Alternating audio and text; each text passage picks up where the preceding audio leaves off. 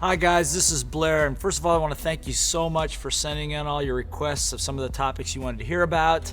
It went from entrepreneurship to sales to presenting in front of rooms to code of honor, all kinds of great things. And I thought we had a great opportunity today, and I wanted to share a little of that with a dear friend of mine, Ken McElroy. Some of you know him as Rich Dad Advisor to Robert in the area of property and real estate, but probably even more important than that, if I were to epitomize the word entrepreneur, I'd make it this guy. This guy, you could give him any business problem I've ever seen. You got 25 different ways to kill that cat and make money out of it, and it's just amazing. And we had an interesting conversation the other day. He said that the opportunities are everywhere around you. And so I just wanted to say, is all of you guys, or most of you that are entrepreneurs, whether you're in the teaching business, whether you're in any other kind of business, real estate or investing business, it's really important that you are able to see the opportunities around you. And so I just wanted to say thank you for doing this. And so as an entrepreneur, okay, I'm just gonna share what we talked about. Sure. It's like I get stuck, right? I'm just going. Well, everybody gets stuck. What do you mean? Everybody gets stuck at some point, and they think, woe is me, no matter where they are. Honestly. I know, and I just think like, I'm blowing this up, and this is not working, I've reached this plateau, what am I gonna do? You guys know what I'm talking about, and you think like, well, maybe I'm on the wrong track, and you go, no, wait a minute. So what did you say to me? Well, I mean, you were stuck, right? Yeah. You came to my office, and I just was pointing out all the things that you had. Mm-hmm. And I think sometimes people don't look at all the resources that are around them, right? Yeah. And I think that the other point that you made is that if you're an entrepreneur, you're gonna screw up. Yeah. And you're gonna screw up all the time. And you said, I think you said something to me like, so what makes you think you're so different? Yeah. What do you mean by that? Well, I think that what happens is a lot of times is resiliency, sometimes, and we all get beaten down. Let's don't, and I mean, every single day it just seems like we're all in battle, right? But what I was saying was that sometimes you can have a little pity party, on yourself and what's happening, and you get stuck in a rut, and that's what I was talking to you about. I think what happens is you get stuck on these habit ruts. You get up and you do the same thing every day, and then sometimes you very wisely called me up, and I just changed your mindset a little bit. Right. I said, well, just what have you been doing, and how have you been doing it, and have you looked at this, have you looked at that, and then the light bulbs started going off again, and they were always there. I think that's the point.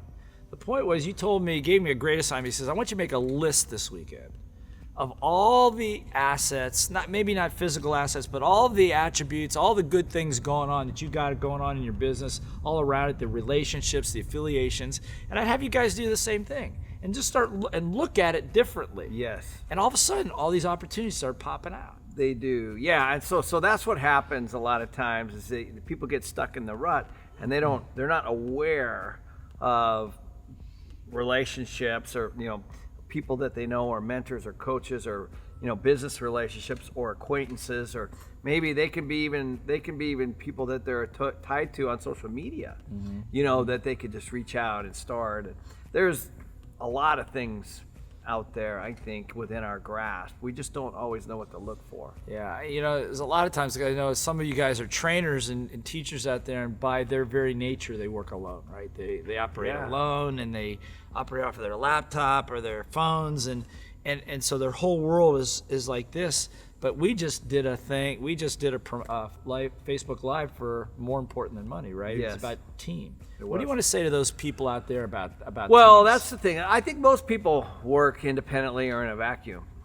And I think that's very common. And so therefore, you can get kind of stuck in a rut.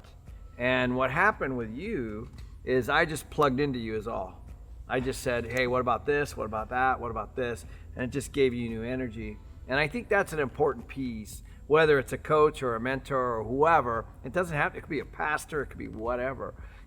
Sometimes you just need somebody to, say, hey, look at everything that you have, and look at all the things you should be grateful for. Right. And these are all the assets that you have now. How do you monetize those? or how do you capitalize on those, or how do you build those relationships, and they're all there. I think they're all there. Yeah, well, they were there. I just didn't see them because you keep going down this rabbit hole. I got to solve this problem. I got this problem. I need cash flow right here, right now. I got to do this. And what happens is you get narrow focus and you forget everything else that's out there. And sometimes that can be detrimental, not only to your business but to your health and your family and everything else. So.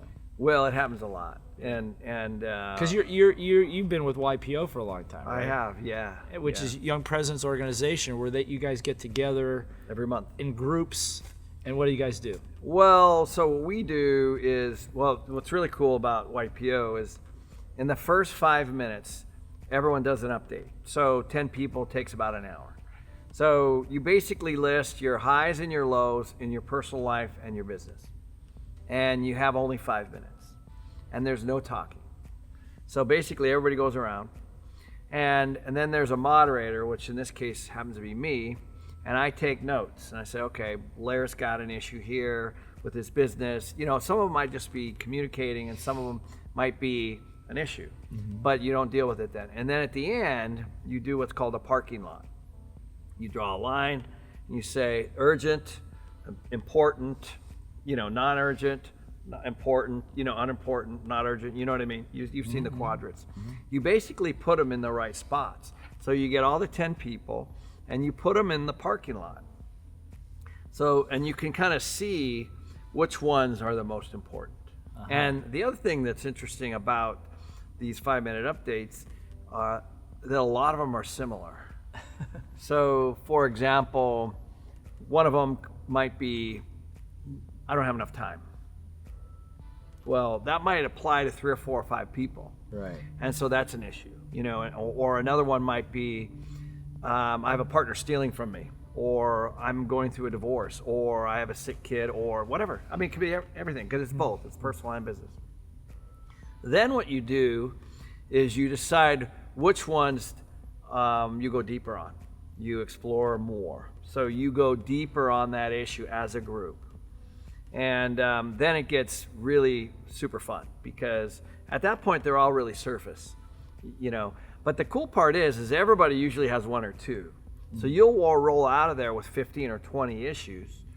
And then what you do is those are the issues everybody's carrying today. And they're not going to go away in a month or 2 months, So then you put a program around those things and you try to handle those as a group. That's so awesome. that's how the group works together, And we've had big issues. We've had companies go public. We've had companies go from public to private. We've had spouses pass away. We've had inheritance issues. We've had kid issues. We have mergers and acquisition issues. We have bankruptcy issues. All kinds of stuff come up. Yeah. And so you're always connected, but you're dealing with them together as a group. Yeah, and I think that the point, first of all, thank you. So you guys we're given a magical process right now that you can replicate at some level. But you can only replicate it if you're willing to reach outside of your own domain. You can't do this in isolation. You can't do it at home. So what I'm asking many of you to do is to take a look at your natural inclination of having to solve your own problems, because if you haven't solved the problem yet, the chances are you're not going to solve it unless you get some outside influence and some outside support. So get used to working with other people. Get used to finding other people to be your advisors, your teammates. Fight off the natural inclination to say, well, when I'm good enough on my own, then I can go talk to somebody else, but I don't want to look stupid. That's stupid, okay? So I'm a big proponent. As you know, I wrote the book, Team Code of Honor. Be around people that you trust. You have a dream, you have an idea, you have a goal.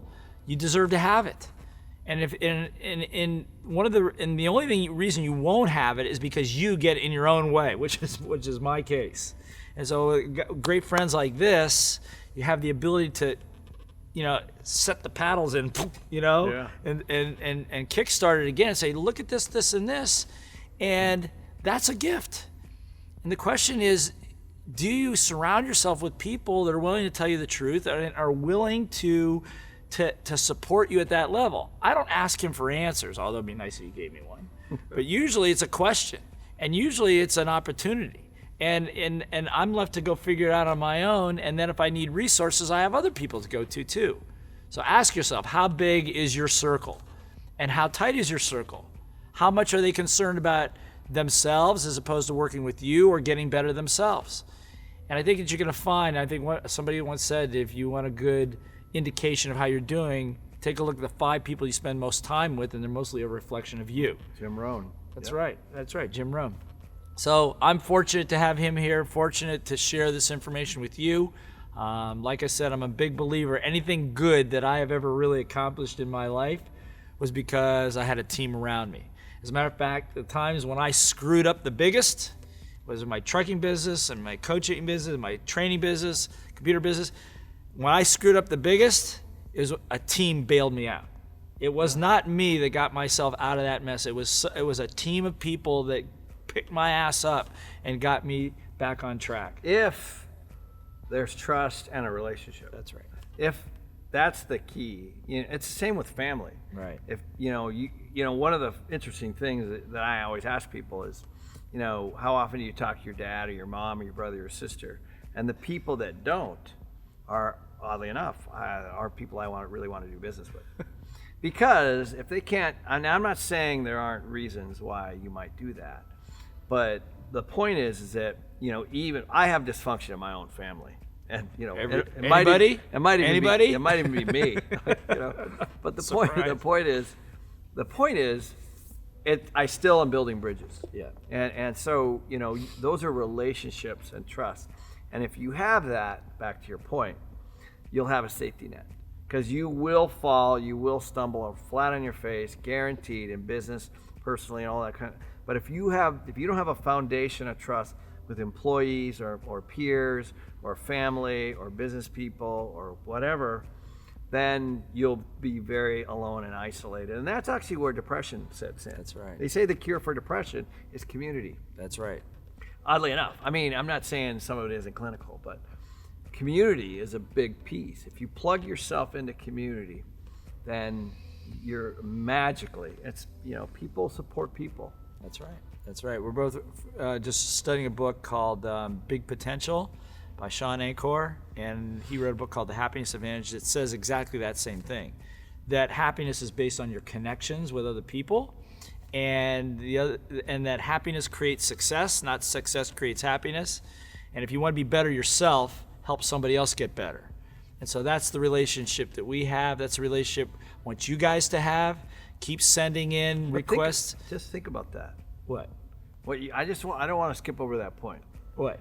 Well, because not very many people approach individuals with trying to make them better. For sure. Almost nobody.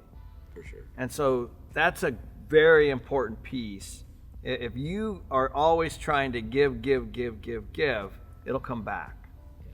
But if you're always taking, it won't. That's right. So if you want to get better today, help somebody else get better. That's the message. That is the message. That's the message. And by the way, it's not the way we're brought up. We're brought up to be the fastest, to be the smartest, to be the quickest, and all that stuff. Very individual. And that's how school is. That's how business is. But the evidence, the Harvard research says that's exactly 180-degree opposite. Psychological safety. That's right. That's our new. We've been talking a lot about this. That's right. Are you providing an environment or creating an environment of psychological safety? And that's pretty simple. Do you beat somebody on the head when they say something?